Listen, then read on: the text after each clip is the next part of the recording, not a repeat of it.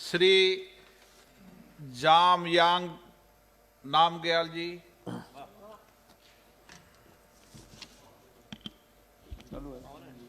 धन्यवाद अध्यक्ष महोदय। मैं महामहिम राष्ट्रपति जी के उद्बोधन पे धन्यवाद प्रस्ताव के समर्थन में खड़ा हूँ। अध्यक्ष जी, कल 2 दिन से धन्यवाद प्रस्ताव पे जो चर्चा चल रहे थे, मैं पूरे हर एक के भाषण को सुन रहा था, तो ज़्यादातर ने किसान को लेके, कोविड को लेके और बहुत सारे देश के मुद्दाओं को लेके कहा, लेकिन मैं और भी एक देश का मुद्दा एब्रोगेशन ऑफ आर्टिकल 370 को लेके, लद्दाख जो कि पिछले 1 साल पूरा देश के लिए चर्चे में रहे, लद्दाख को लेके, जम्मू कश्मीर को लेके, इन विषयों को टच करते हुए अपने बात को मैं संक्षेप में लाना चाहूँगा। मैं सबसे पहले देश के माननीय प्रधानमंत्री जी को धन्यवाद देना चाहूँगा कि कोविड महामारी से लेके गलवान की सुरक्षा से लेके जितने भी देश के सामने, सरकार के सामने जो चैलेंजेस है, चाहे सोशो पॉलिटिकल हो, इकोनॉमिकल हो, बॉर्डर सिक्योरिटी हो, बहुत सारे चैलेंजेस नेचुरल है, बहुत सारे चैलेंजेस मेड है, तो इन सब के आगे देश के प्रधानमंत्री जी ने 56 इंच का सीना तान के आगे बढ़ने का जो काम किया, उसके लिए मैं पूरे देशवासियों की ओर से माननीय प्रधानमंत्री जी को नमन करना चाहता हूं। अध्यक्ष जी,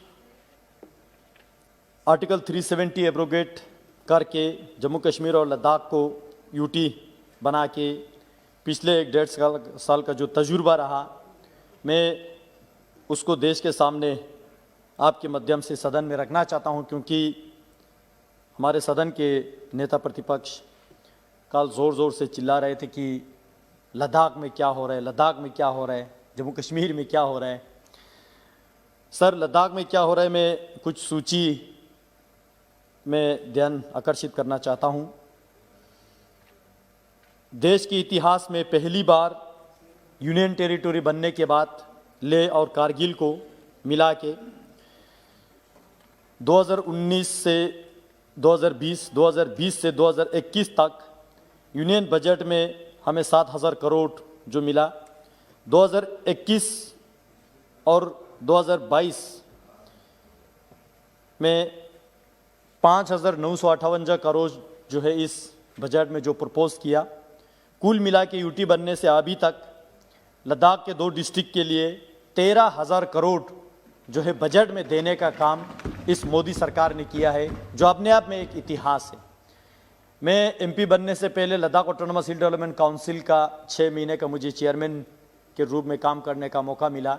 तब हमारा ऑटोनोमस काउंसिल का बजट केवल 55 करोड़ ही होते थे, और उस 55 करोड़ में पूरे डिस्ट्रिक्ट जो कि 45,000 स्क्वायर किलोमीटर का एरिया है, उसमें सभी डिपार्टमेंट्स को चलाना, आधे से ज़्यादा पोर्शन सैलरी में जाते थे।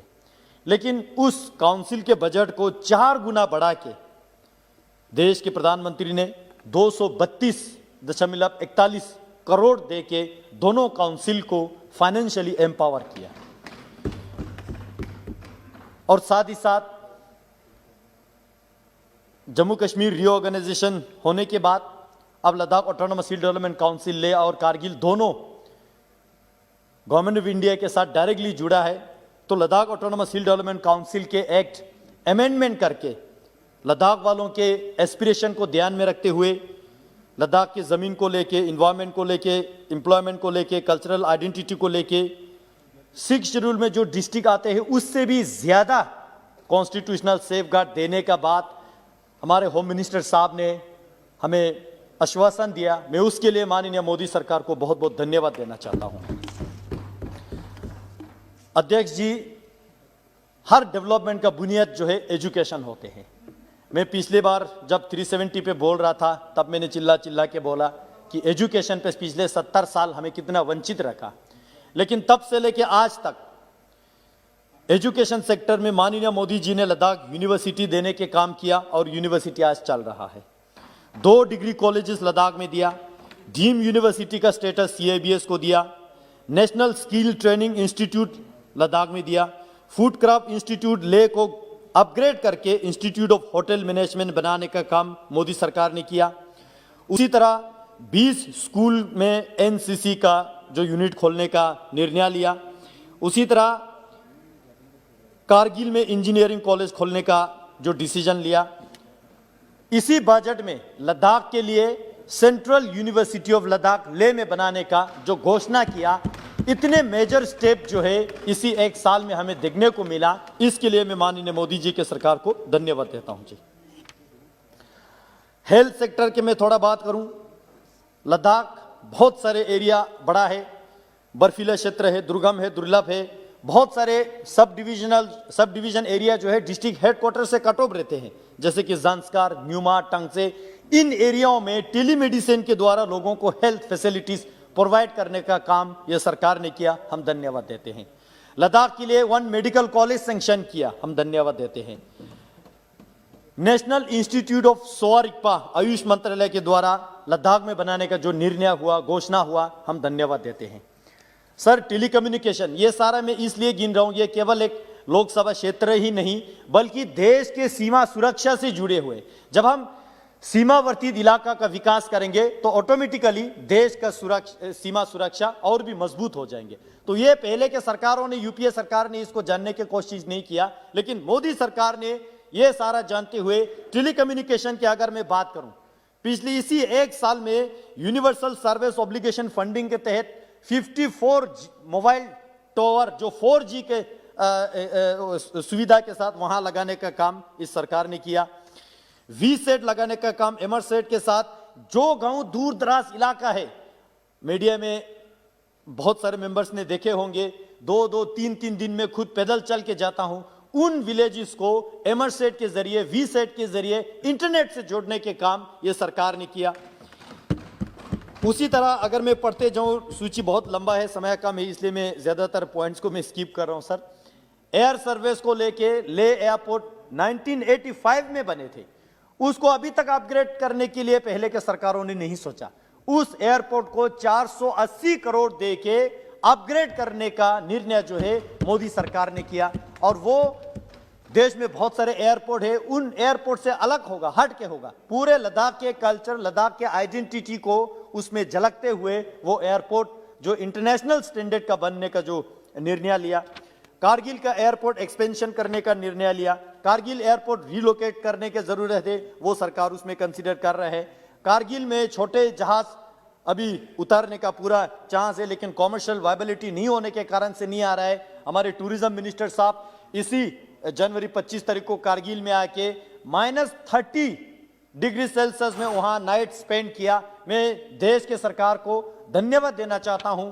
सरकार ने कारगिल को सीधा दिल्ली के साथ जोड़ने का काम किया, और वहां जो गैप फंडिंग आता है कॉमर्शियल फ्लाइट के लिए, वो टूरिज्म मिनिस्ट्री की ओर से देने के बाद किया। मैं धन्यवाद देता हूं सर।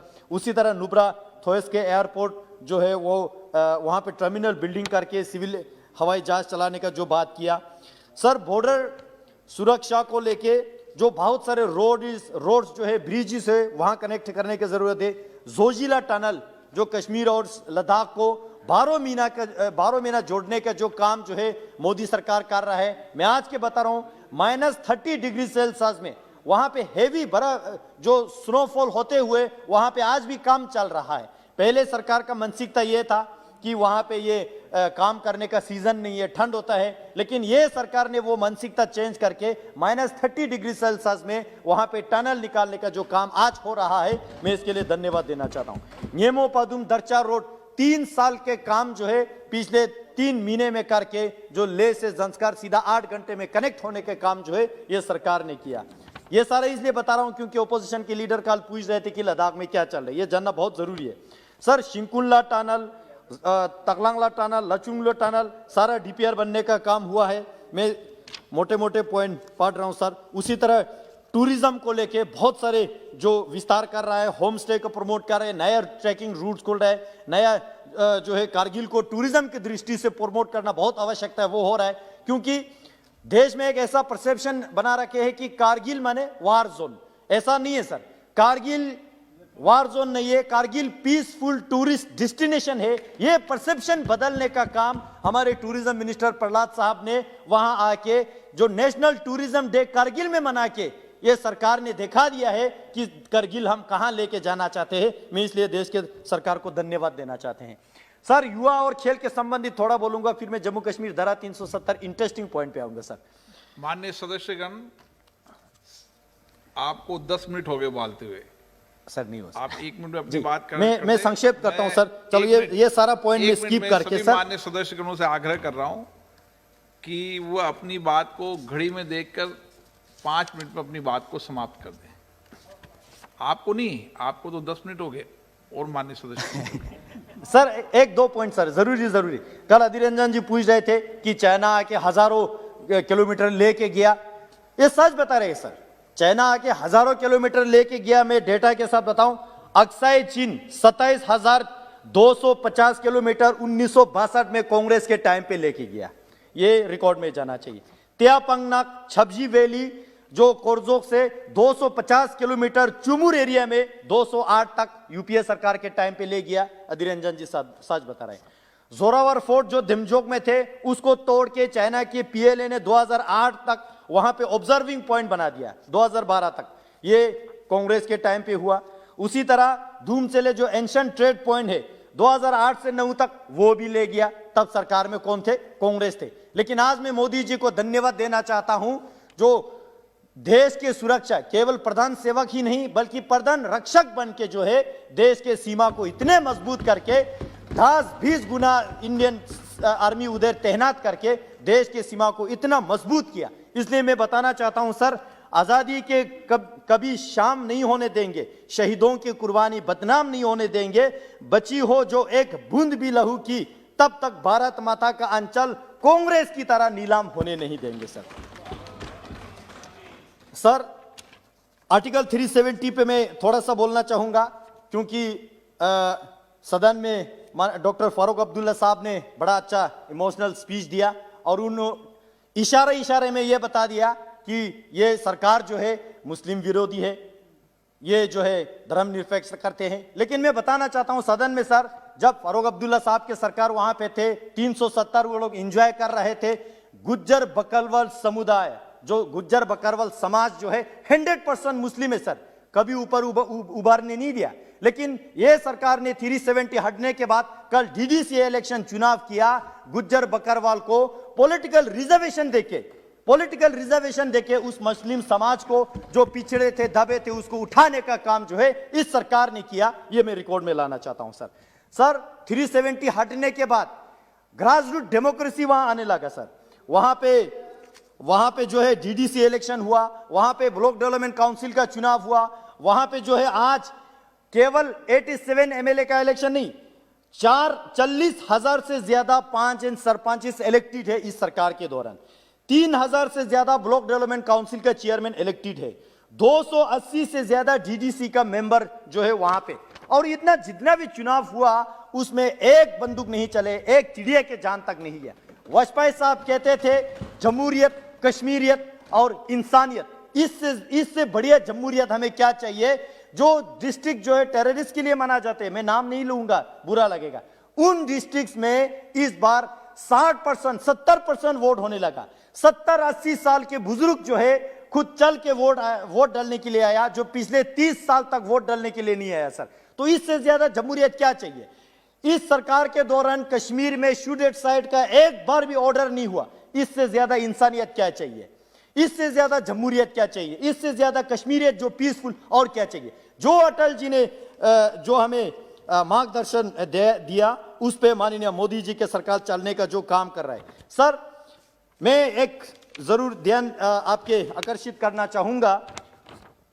जो आज फारूक साहब ने यहां पे कहा कि यह सरकार मुस्लिम को नहीं पसंद करता है, ऐसा नहीं है सर।